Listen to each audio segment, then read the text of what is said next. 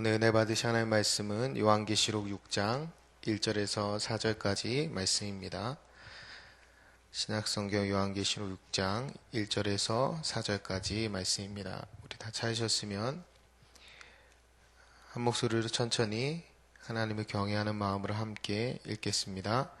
내가 보매 어린 양이 7인 중에 하나를 떼시는데 그때에 내가 들으니 내 생물 중에 하나가 우레소리같이 말하되 오라 하기로, 이에 내가 보니 흰 말이 있는데 그 탄 자가 활을 가졌고 면류관을 받고 나아가서 이기고 또 이기려고 하더라. 둘째 인을 떼실 때에 내가 들으니 둘째 생물이 말하되 오라 하니, 이에 다른 붉은 말이 나오더라. 그 탄 자가 허락을 받아 땅에서 화평을 제하여 버리며 서로 죽이게 하고 또 큰 칼을 받았더라. 아멘. 오늘 이제 요한계시록 6장부터가 사실은 요한계시록의 본론이 이제 시작되는 부분인데요. 6장부터 16장까지가 요한계시록의 본론이라고 할 수 있는 심판 부분인데요. 우리가 오늘 읽은 이 6장부터 이 본문을 읽고 이제 흰 말을 탄 자와 붉은 말을 탄 자와 그 다음에 검은 말을 탄 자, 청황색 말을 탄 자가 등장합니다. 이렇게 쭉 내용이 이어지는데요. 우리가 이 본문을 가장 잘못 읽으면 이렇게 읽을 수 있습니다. 심판날에 예수 그리스도께서 흰 말을 타고 오신다, 혹은 예수 그리스도께서 검은 말을 타고 오신다, 이렇게 읽으면 정말 잘못 읽는 거고요. 또 한 가지는 예수 그리스도가 심판하실 때에 예수 그리스도가 흰 말을 탄 자와 검은 말을 탄 자와 청황색 말을 탄 자와 함께 오실 것이다 라고 읽으면 이 또한 잘못 읽는 것입니다. 우리가 중요하게 구분해야 될 것이 있는데요. 그것은 뭐냐면 심판날하고 종말입니다. 여러분, 심판날하고 종말은 다른 말이에요. 우리가 이것을 같은 말로 오해할 때가 많이 있는데, 심판날은 말 그대로 이렇게 끝나는 날입니다. 그날은 예수 그리스도가 재림하시는 날이에요. 종말의 때에는 그 재림의 때만 종말의 때라고 하는 것이 아니라 예수 그리스도가 오신 때부터 시작해서 재림의 때까지를 종말의 때라고 합니다. 다니엘서 12장 4절에 보면 다니엘에게 하나님이 그 비밀의 말을 맡기시고 이것을 봉함하라고 이야기합니다. 그런데 그것을 어느 때까지 봉함하라고 하냐면 마지막 때까지 봉함하라고 합니다. 그 마지막 때까지 봉함했던 이 말씀이, 그 봉함이 떼어지는 순간이 이 요한계시록 6장입니다. 그러니까 언제까지 봉함하라고 그랬어요? 마지막 때까지, 종말의 때까지 봉함하는 것입니다. 그리고 이 봉함했던 말을 누가 뗀다고 그랬어요? 어린 양이 뗀다고 그랬죠. 예수 그리스도를 상징하는 것인데요. 어린 양 예수 그리스도는 십자가 위에 예수 그리스도를 상징하는 것입니다. 그래서 예수님이 이 땅에 오셔서 십자가를 지시고 부활하고 승천하신 순간부터 종말은 시작되는 것입니다. 마지막 때는 시작되는 것이고요. 예수님이 재림하실 때 완성되는 것입니다. 그래서 여러분, 우리가 종말이라고 이해할 때 이것은 재림하는 그 순간만 종말이 아니라 예수님이 오신 그 순간부터 종말은 시작되었고 재림하시면서 완성이 되는 것입니다. 그래서 우리가 종말의 때를 살고 있고 교회를 종말론적 공동체라고 이야기하는 것입니다. 요한계시록 1장 1절에 보면 반드시 속히 일어날 일, 그 일들을 이 책에 기록했다고 합니다. 그러니까 이 요한계시록에 있는 이 책에 대해 기록되어 있는 내용들은 예수님이 재림하는 순간 그 먼 이야기가 아니라 예수님이 초림하시고 재림하시는 그 사이에 일어나는, 반드시 속히 일어나는 일들을 기록했다는 거예요.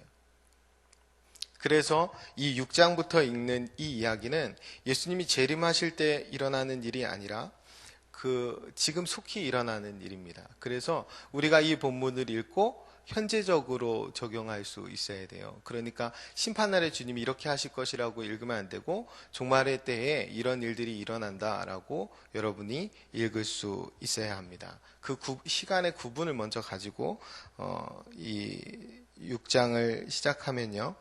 6장에 보면 1, 2절에 흰 말을 탄 자가 등장합니다. 어린 양이 7인 중에 하나를 뗀 순간에 이 흰 말을 탄 자가 등장하는데,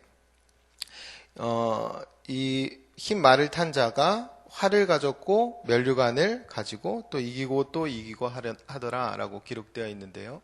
이 모습을 보면서 우리가 흔히 생각하는 것이 예수 그리스도를 생각합니다. 흰 말을 타고 그리고 면류관을 썼다라는 부분에서 우리가 요한계시록 19장에 가면요, 예수님이 백마를 타고 등장하는 장면이 있습니다. 19장 11절 이하에 있는데요. 제가 한번 읽어드리겠습니다. 또 내가 하늘이 열린 것을 보니 보라 백마와 그것을 탄 자가 있으니 그 이름은 충신과 진실이라. 그가 공의로 심판하며 싸우더라. 그 눈은 불꽃 같고 그 머리에는 많은 관들이 있고 또 이름 쓴 것 하나가 있으니 자기밖에 아는 자가 없고 또 그가 피 뿌린 옷을 입었는데 그 이름은 하나님의 말씀이라 칭하더라. 하늘에 있는 군대들이 희고 깨끗한 세마포 옷을 입고 백마를 타고 그를 따르더라.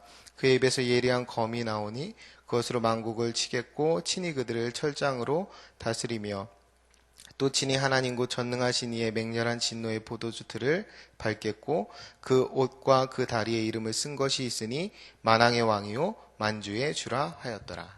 아멘. 만왕의 왕이요 만주의 주라. 이건 분명히 예수 그리스도를 상징하는 것입니다.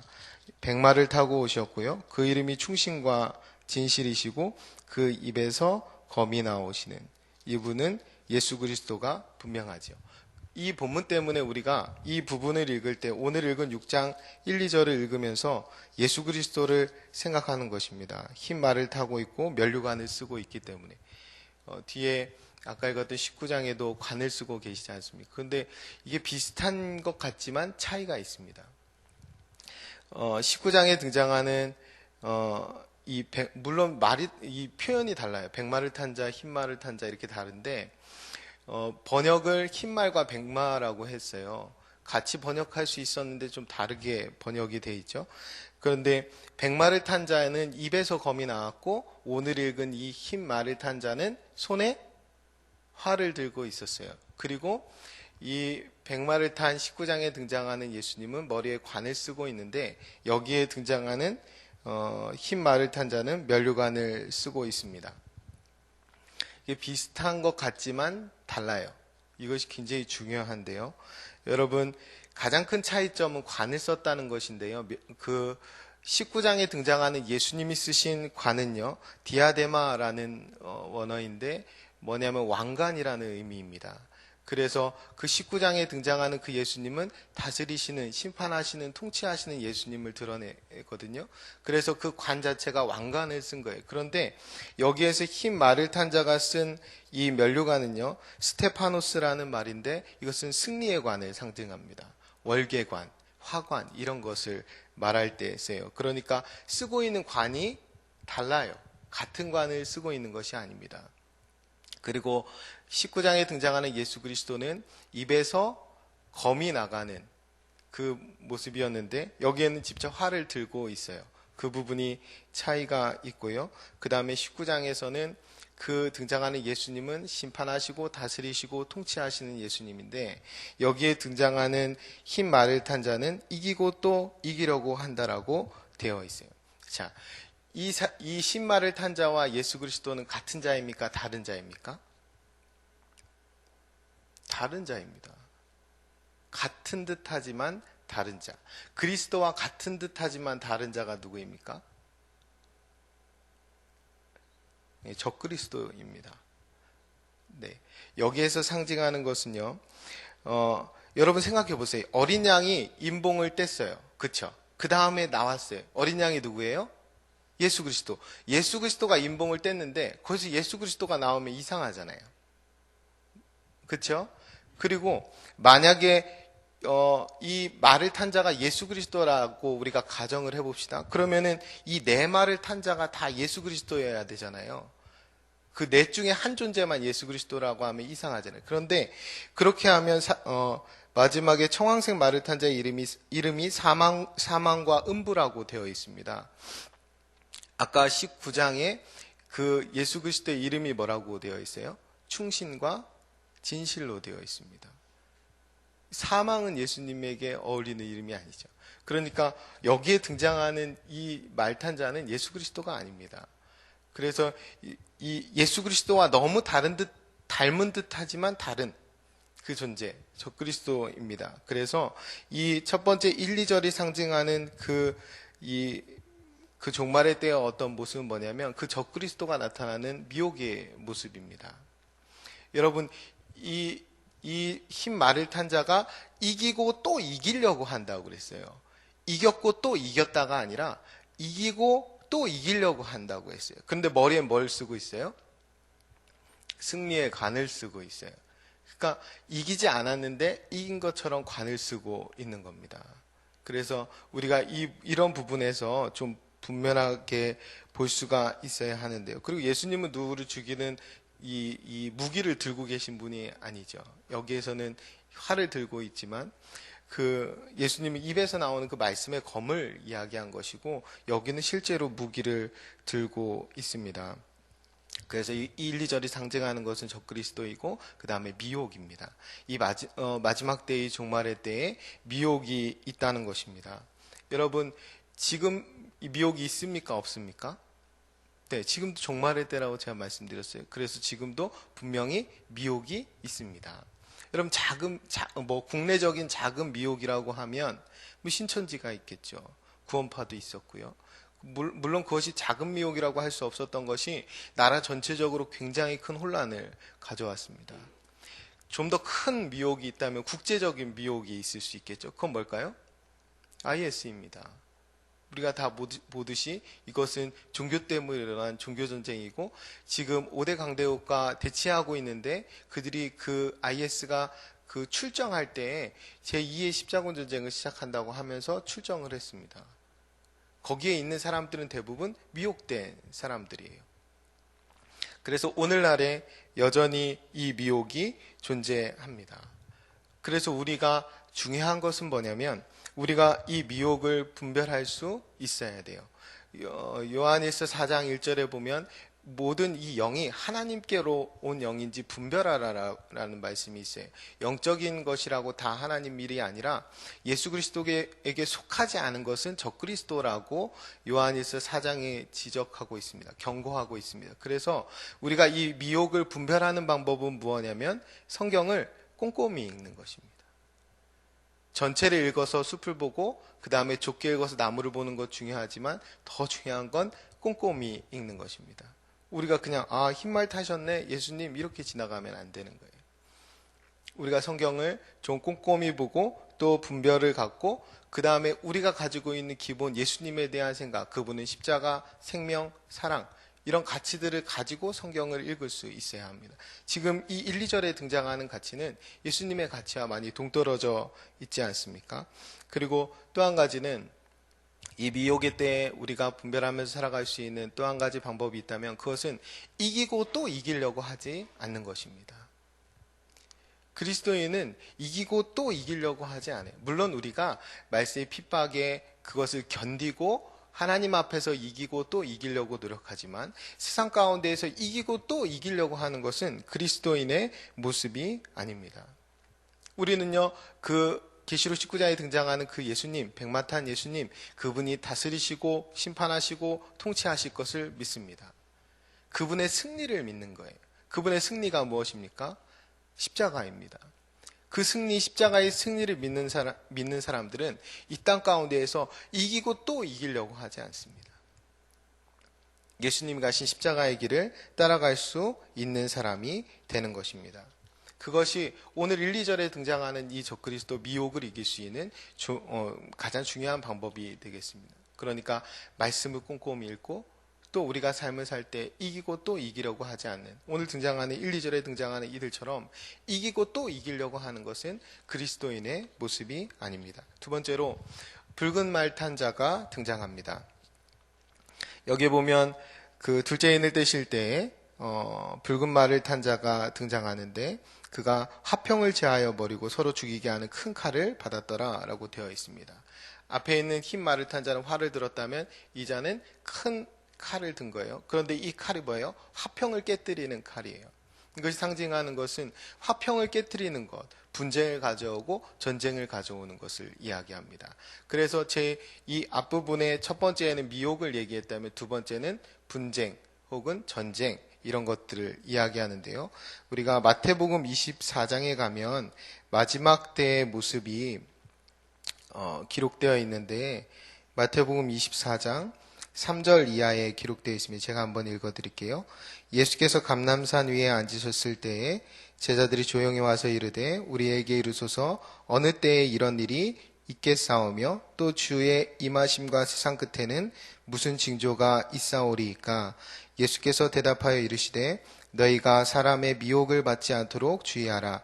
많은 사람이 내 이름으로 와서 이르되 나는 그리스도라 하여 많은 사람을 미혹하리라. 난리와 난리의 소문을 듣겠으나 너희가 삼가 두려워하지 말라. 이런 일이 있어야 하되 아직 끝은 아니니라.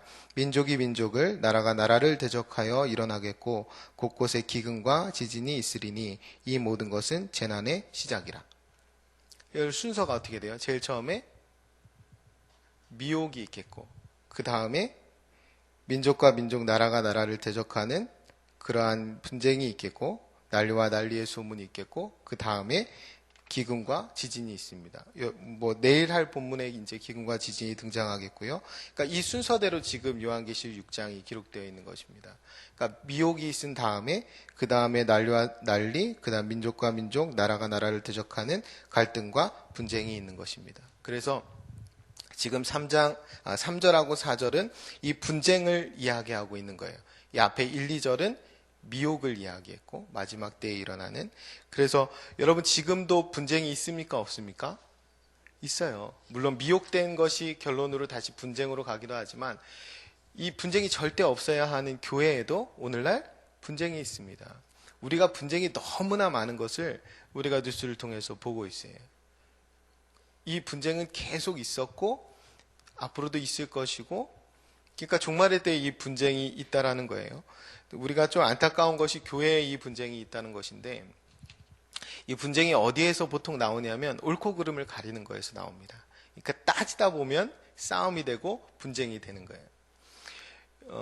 여러분 총회 부서별로 기관별로 총회를 했죠.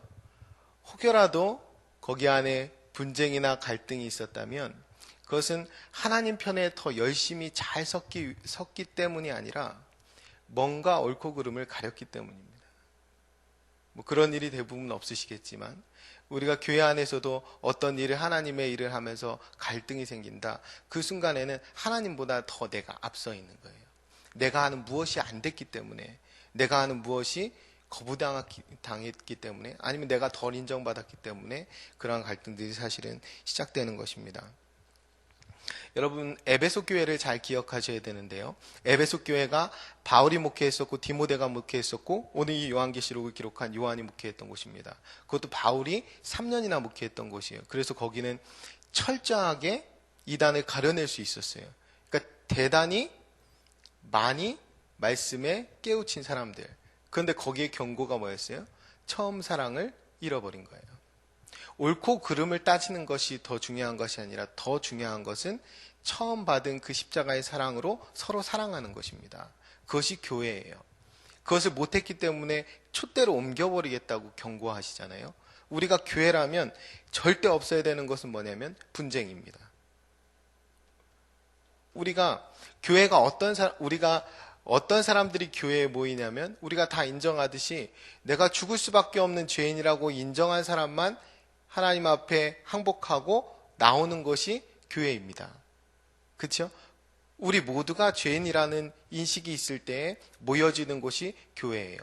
그러니까 누가 옳고 누가 더 잘난 것을 따지기가 먼저가 아니라 서로 사랑하고 화평한 것이 먼저가 되는 것입니다.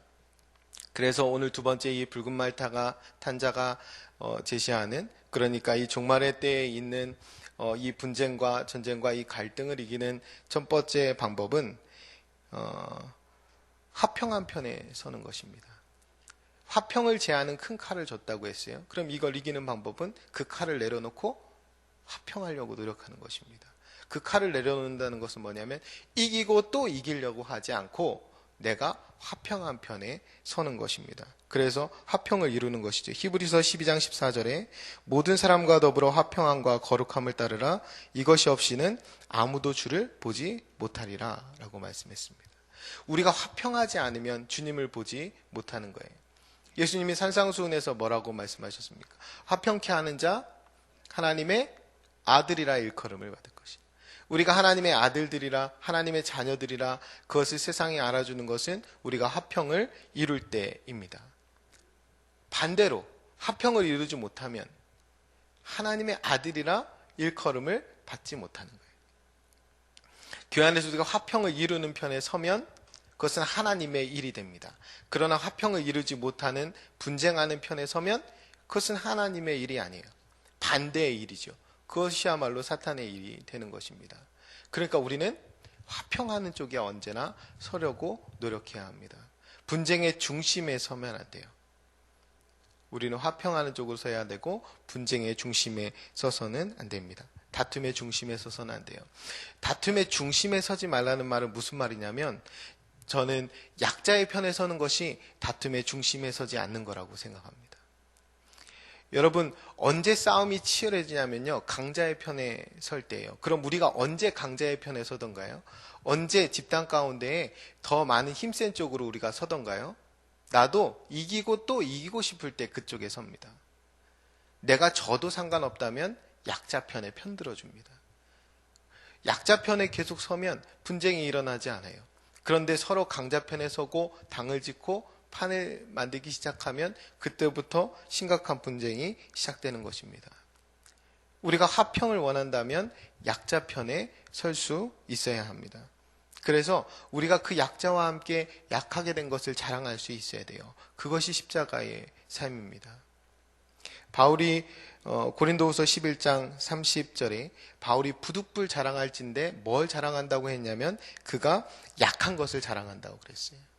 약한 자와 함께 할 수 있기 때문에 그것을 자랑한다고 했던 것입니다. 우리가 함께 이기고 또 이기려고 하지 않고 누군가와 함께 그 자리로 내려가 함께 손해보고 함께 낮아지고 때로는 그 자리가 내가 무너지는 자리더라도 그렇게 약한 자와 함께하는 사람들이 늘어나면 그곳은 분쟁이 일어나지 않습니다. 예수님이 심지어 예수님은 무리들이 예수님을 죽인 자리 아니었습니까? 그런데 예수님은 그 자리, 그 십자가의 자리에서 누구와 분쟁하지 않으셨습니다. 우리가 화평을 이루는 그 길은 예수 그리스도가 가신 그 십자가의 길을 따르는 길임을 우리가 명심할 수 있었으면 좋겠습니다. 다시 한번 말씀드리지만 우리가 죽을 수밖에 없는 죄인들이 모인 곳이 교회예요. 그것을 인식했기 때문에 모인 곳이 교회입니다. 우리가 만약에 부모님이 계신데 밥상 앞에서 막 싸우면 안 되잖아요. 그렇죠? 그거야말로 그 가정에서, 왜냐하면 나가서 일하시고 수고하시는 부모님이 함께 온 가족이 둘러앉아 밥을 먹는데 거기서 싸우면은 형제의 다툼이 일어나면 그것만큼 속상한 일이 없는 거죠. 여러분, 예수님이 우리를 죄인인데 어떻게 살려주셨냐면 예수 그리스도의 피값으로 살려주신 거예요. 오늘 등장하는 이 어린 양 예수 그리스도가 우리를 죄에서 구원해 주신 것입니다.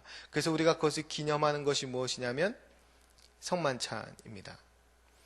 성찬 때 앞에서 우리가 얼마나 죄인인지 고백하고 한 몸, 한 공동체를 이루는 것, 그것이 우리에게 주신 성만찬의 의미예요.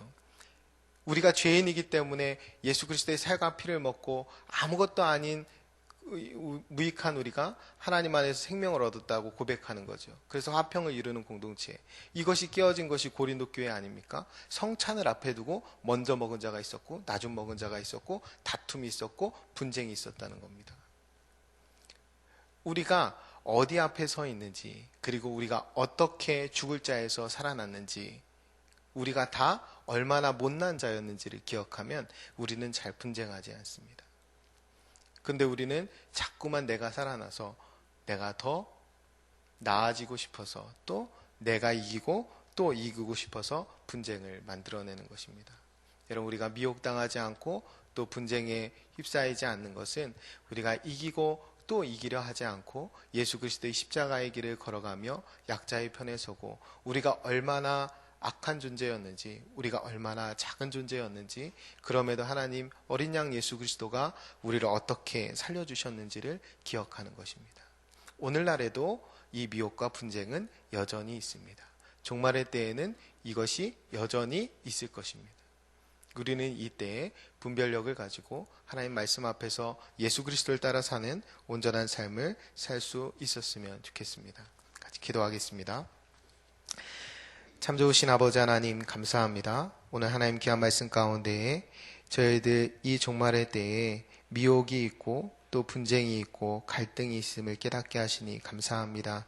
하나님, 이러한 시기에 우리가 어떠한 분별력을 가지고 또 어떠한 삶의 자세를 가지고 구원받은 자답게 하나님의 백성답게 하나님의 교회답게 살아야 되는지를 깨닫게 하시니 감사합니다. 하루의 삶을 살아갈 때에 주의 말씀을 우리에게 주셨사오니 말씀을 우리 가슴 가운데에 우리의 영혼 가운데에 간직하여 오늘 하루 이 말씀을 실천하여 하나님 앞에 의롭다함을 얻을 수 있는 저희 모두가 될 수 있도록 주님 인도하여 주옵소서.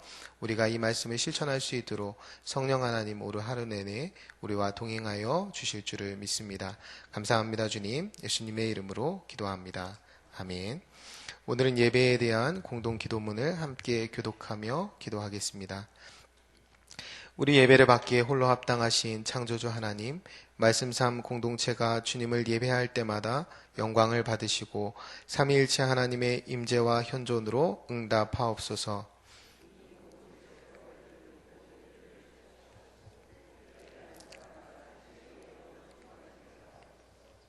주님이 찾으시는 예배자들이 훈련되어 일어나게 하옵소서. 교회에 함께 모여 우러르는 공예배의 거룩한 감동을 세상에 흩어져 섬기고 나누는 삶의 예배로 살게 하옵소서. 아멘. 함께 주기도문 하시겠습니다. 하늘에 계신 우리 아버지, 아버지의 이름을 거룩하게 하시며 아버지의 나라가 오게 하시며 아버지의 뜻이 하늘에서와 같이 땅에서도 이루어지게 하소서.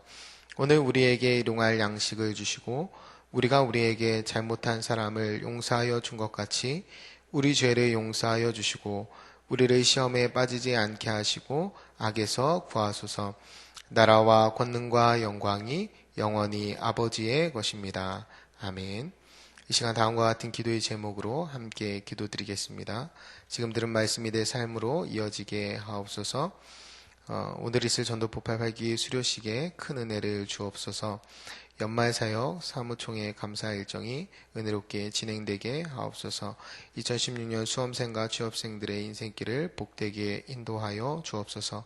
한국 사회 안에 있는 분열과 갈등의 근본 원인이 해결되게 하시고 서로를 존중하며 배려하는 사회가 되게 하옵소서. 전쟁과 테러의 피해 그리고 위협 아래 있는 모든 사람들에게 주님의 위로와 긍휼을 베푸소서. 공동 기도문의 기도 제목과 각자의 기도 제목을 따라 기도하시다가 삶의 자리로 나아가시겠습니다. 기도합니다. 참 좋으신 아버지 하나님 감사합니다. 오늘 우리에게 주신 하나님의 귀한 말씀을 우리가 마음에 간직하며